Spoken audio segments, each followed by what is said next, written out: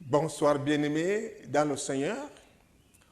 Nous ouvrons les exhortations de cet après-midi par le cantique numéro 1, La voix du Seigneur m'appelle.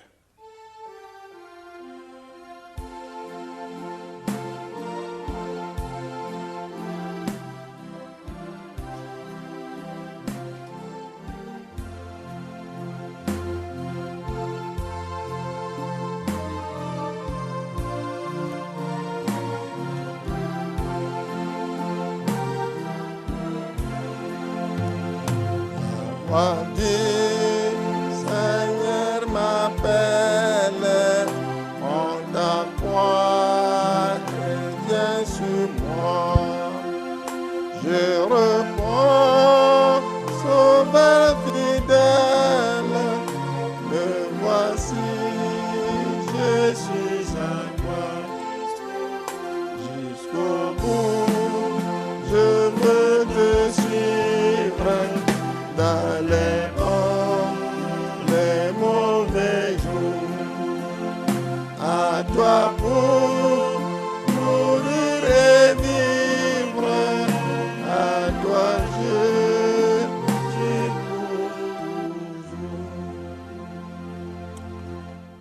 Seigneur Jésus, nous nous confions en toi cet après-midi afin que tu nous illumines, que tu nous diriges. Amen. Bonsoir bien-aimés dans le Seigneur. Suivons la lecture du message de cet après-midi tiré de l'évangile de Jésus-Christ selon Jean chapitre 21, verset 18 à 21. Jean 21, verset 18 à 21. Suivons la lecture. En vérité,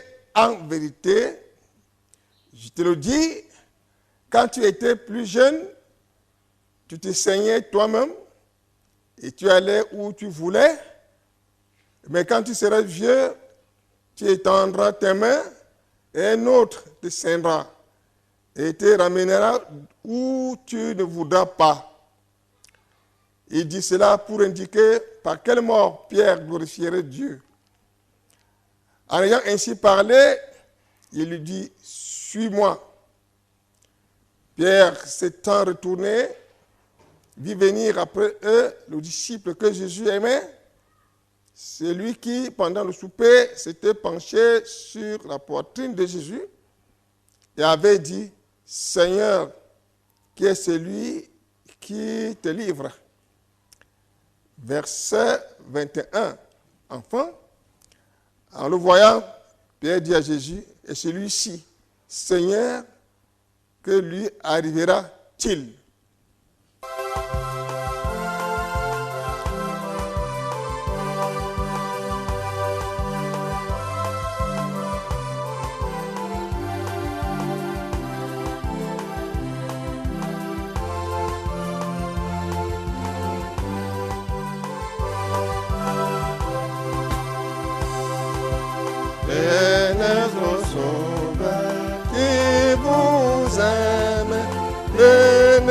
Il a brisé vos freins, il veut vous recevoir lui-même, ses bras vous sont ouverts.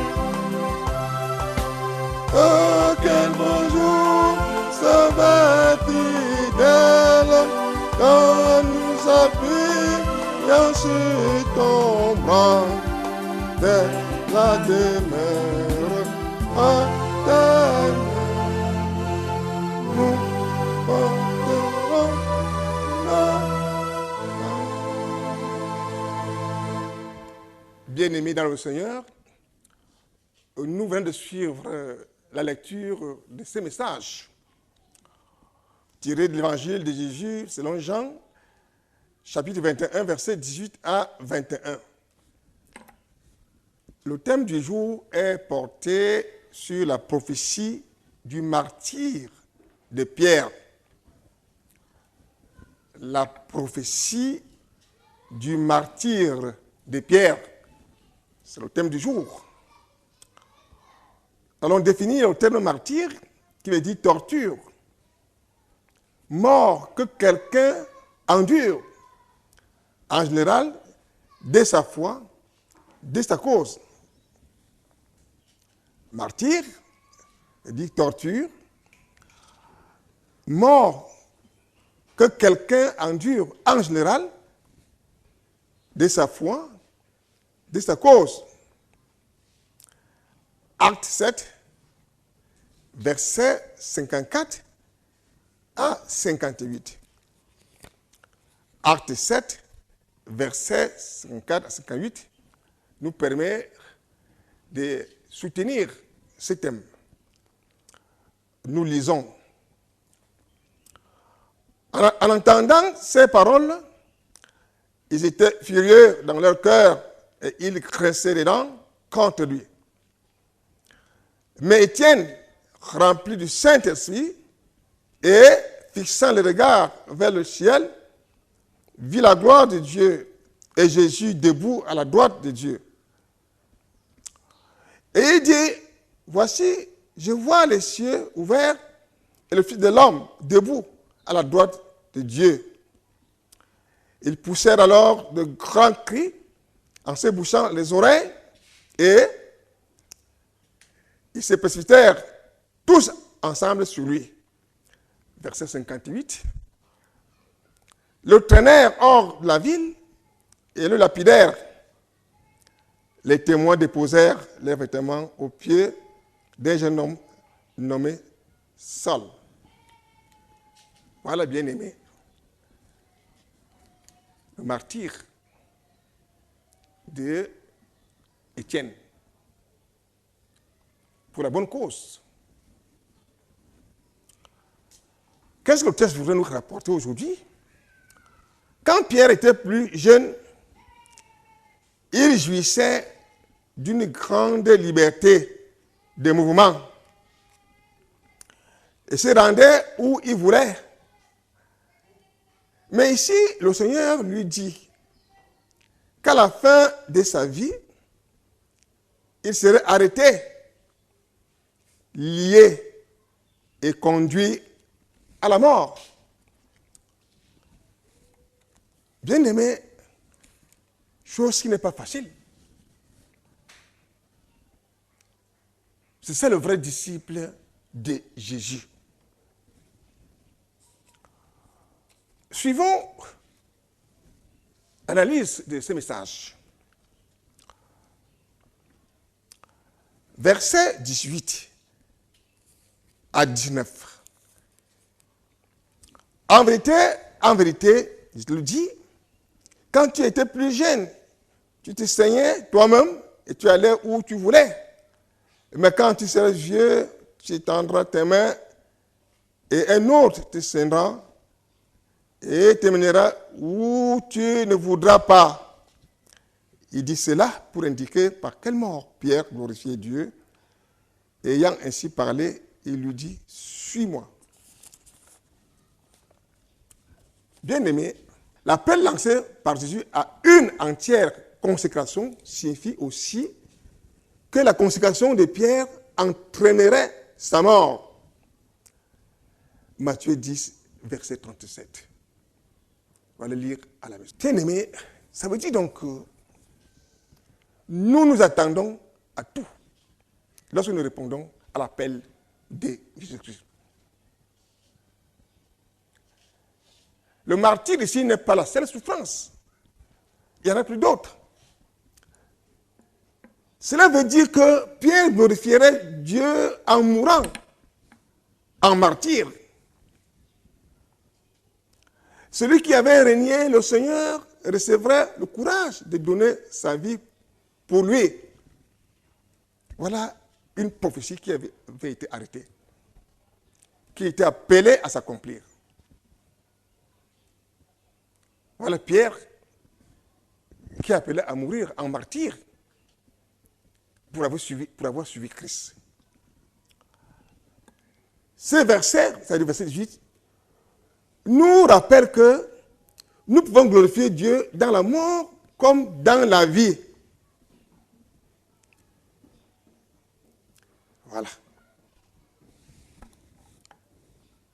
suis-moi, Jésus lui dit. Que nous sachions aujourd'hui que la mort ou les souffrances aujourd'hui ne soient pas quelque chose d'étrange pour les chrétiens. Nous pouvons glorifier Dieu dans la souffrance, même dans la mort, selon le plan que Dieu a arrêté pour chacun. Au regard de ce qui précède, bien-aimé, il a relevé que quand un chrétien suit Christ, il doit être prêt à souffrir et à mourir. Matthieu 16, versets 24 à 26. Et l'apôtre Paul ajoute, il dit, 2 Timothée 3, versets 10 à 12, 2 Timothée 3, versets 10 à 12, il dit, pour toi, tu as suivi de près mon enseignement, ma conduite, mes résolutions, ma foi, ma douceur, ma charité, ma constance. Mes persécutions, mes souffrances. À quelle souffrance n'ai-je pas été exposé à Antioche, à Icône, à Lystre? Quelle persécution n'ai-je pas supporté?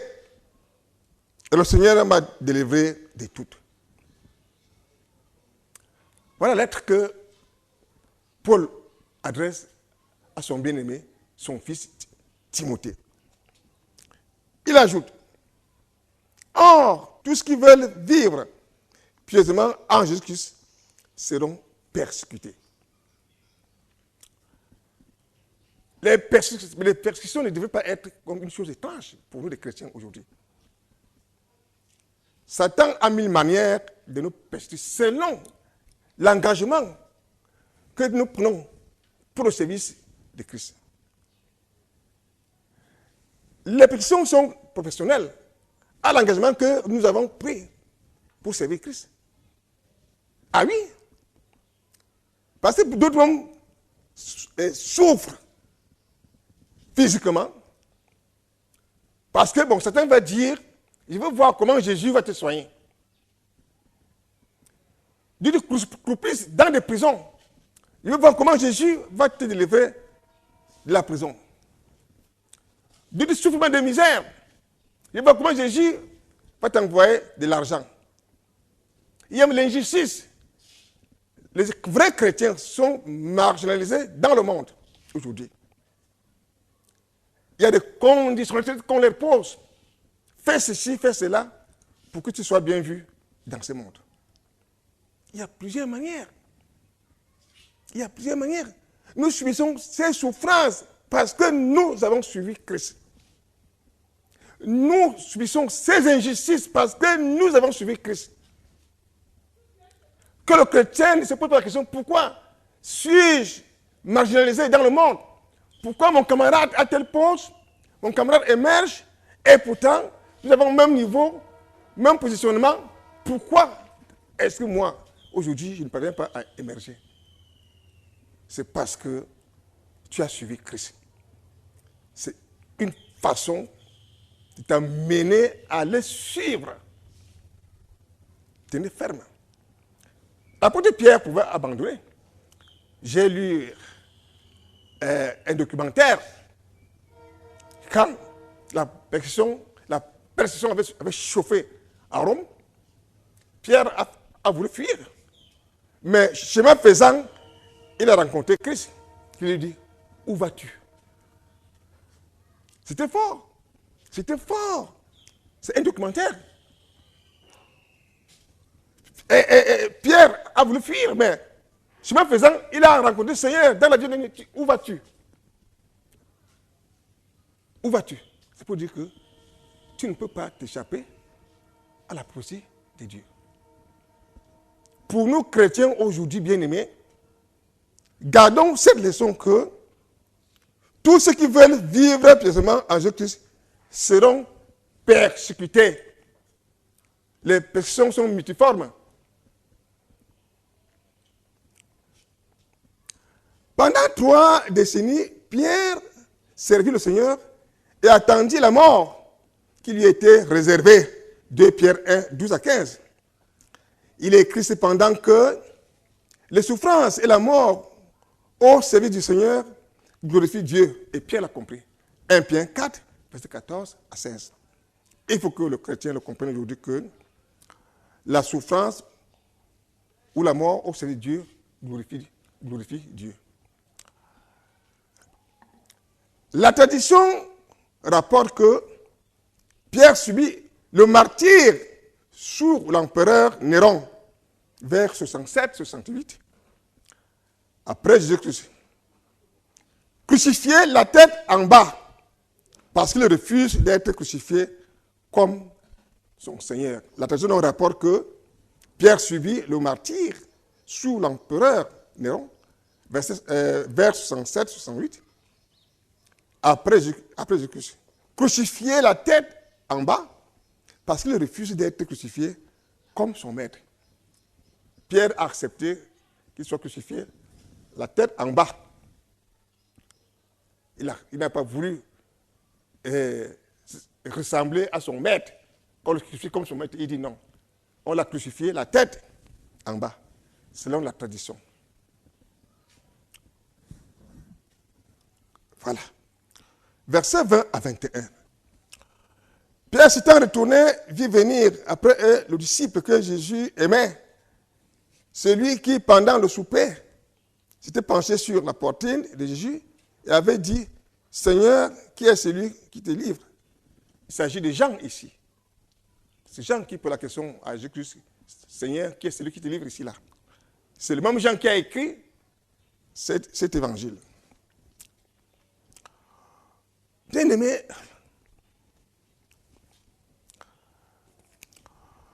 la prophétie de Jésus concernant le martyre de Pierre pousse ces derniers à demander ce qu'il adviendra de Jean, le disciple que Jésus aimait, confère Jean 13, verset 23. Il pose peut-être cette question à cause de la profonde inquiétude que lui cause l'avenir de ses disciples, un ami intime. Comme c'était l'ami de Jésus, peut-être lui, il se disait que lui ne connaîtrait pas la souffrance. Comme c'est son ami, il se dit que peut-être il serait épargné la souffrance. C'était là l'inquiétude de Pierre. Tout le monde savait que Jean était le disciple le plus aimé de Christ. Peut-être ne mourrait-il pas des intentions. Peut-être il vivrait éternellement. Verset 21. En le voyant, Pierre dit à Jésus, « Et celui-ci, Seigneur, que lui arriverait-il » Que lui arrivera-t-il? Parce qu'il savait que son ami intime, peut-être, il serait épargné de la souffrance et même de la mort. Le Seigneur lui répond, « Suis-moi » pour lui faire comprendre que son souci majeur devait être non pas le sort de Jean, mais la persévérance dans la consécration au Seigneur et à son service. Ça veut donc dire que ne regardons pas nos frères, ne regardons pas la vie de nos frères, que chacun soit consacré au service du Seigneur. Il ne faut pas que le chrétien se préoccupe de la vie d'autrui, de la vie de son semblable. Nous avons un objectif à atteindre. Nous consacrer au service du Seigneur pour pouvoir obtenir la vie éternelle. Voilà. Son service donc pour Christ devait constituer sa seule passion dont rien ne pourrait le distraire. Rien d'autre sur cette terre ne devrait pas nous distraire. Il n'y a que le service pour le Seigneur aujourd'hui qui devrait être notre, c'est-à-dire préoccupation. Rien d'autre sur cette terre ne devrait nous distraire.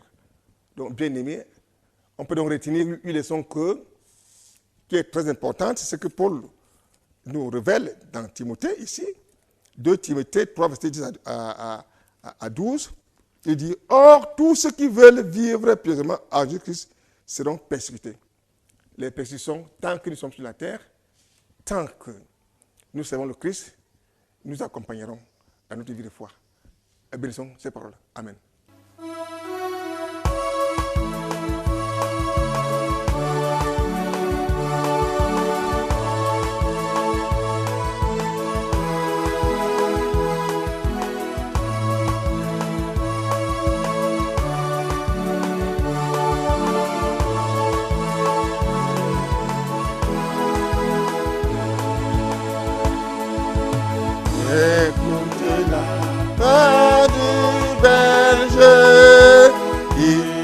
ces brebis en danger, il les appelle avec amour, espérant toujours leur retour. Cherchons-les, savons-nous le plus d'une âme. Cherchons-les, le bon berger les réclame. Prends des fois, des soirs de faim, les brebis appellent avant. Jésus nous veut pour les sauver, il va l'aider à les trouver. Cherchons-les, savons-nous le petit âme. Cherchons-les, comment berger les réclame.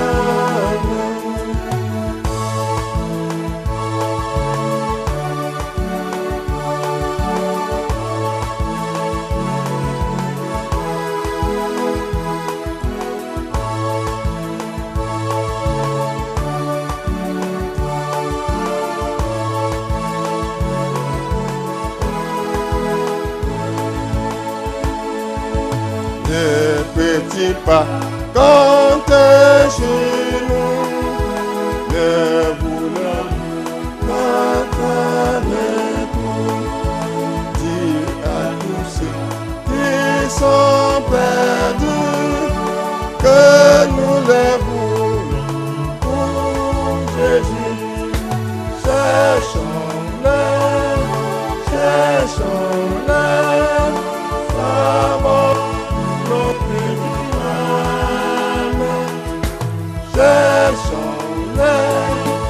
cherchons-les, le bon berger.